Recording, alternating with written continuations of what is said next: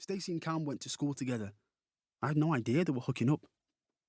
"I'll wash it when we get back," he adds. "That's nasty, man," I say, and Cam laughs in response. I head back to the boot, rearranging it so I can fit the shopping in.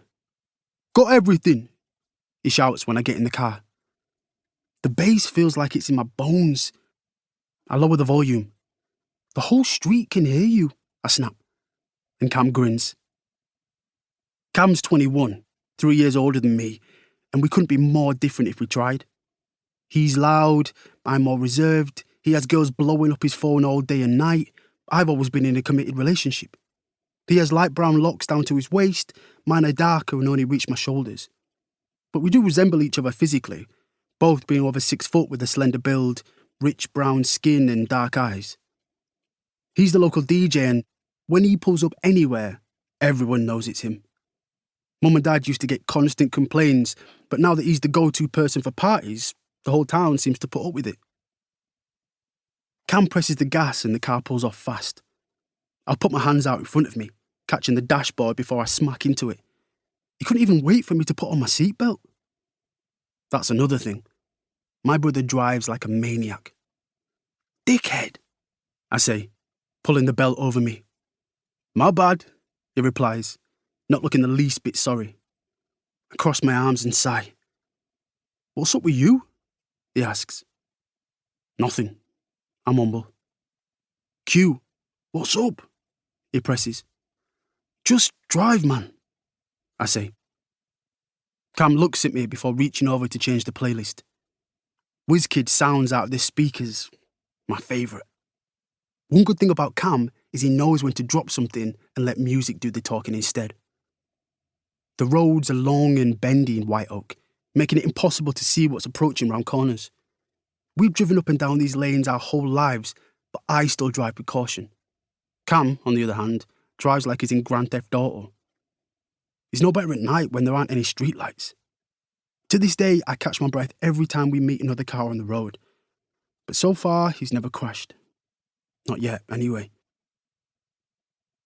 We turn left at a sign that says Saiyan Hedge Farm and drive up to the main house, a 3-storey Georgian building with cream pillars along the front. On one side, fairy lights twinkle in the ivy that covers the brickwork. Our gardener, Harry, puts them up every December to make the house look Christmassy. Our parents bought Saiyan Hedge Farm from the Saiyan family just before our older sister Drew was born. They'd met when Mum visited White Oak on holiday with her girlfriends. Dad's lived here his whole life, but Mum was a city girl.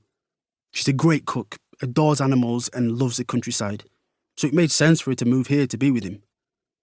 The farmhouse sits within 60 acres of greenery. As well as the main house, there are 3 holiday cottages that we let out. We employ a small group of staff, but we all chip in to help. We've got horses, cows, sheep, chickens and rabbits. I mainly run the horse riding sessions for the guests. I've been riding since I was a kid and I love it. There's something so free and calming about galloping through the open fields on the back of a horse. Cam's usually on reception in the main house, which gives him an excuse to flirt with any hot girls staying at the farm. But lately he's been so busy DJing due to the festive period that we've all had to cover for him, which is annoying. I don't like being on reception, but I haven't really got a choice. Maybe when Drew comes back for Christmas, she can help out. It feels like forever since I've seen Drew. She lives in London with a fashion photographer boyfriend, Daniel, in this amazing modern apartment that has skyline views. She's just celebrated her 25th birthday. Drew's an actress and was in this soap opera, but she left a few years ago to focus on films. Recently, she starred in a thriller on Netflix that got strong reviews, and now she's been invited to all the award ceremonies and after parties. Last week, she was on the cover of Rebel Pop magazine. There's nothing weirder than seeing your sister's face smiling out from a newsstand. Cam's phone beeps as he's parking the car. "It's Drew," he says. "She said it'll just be her and Regal coming down next week. Daniel's going to join later for the ball." "Regal's coming?" I ask, and Cam bursts out laughing.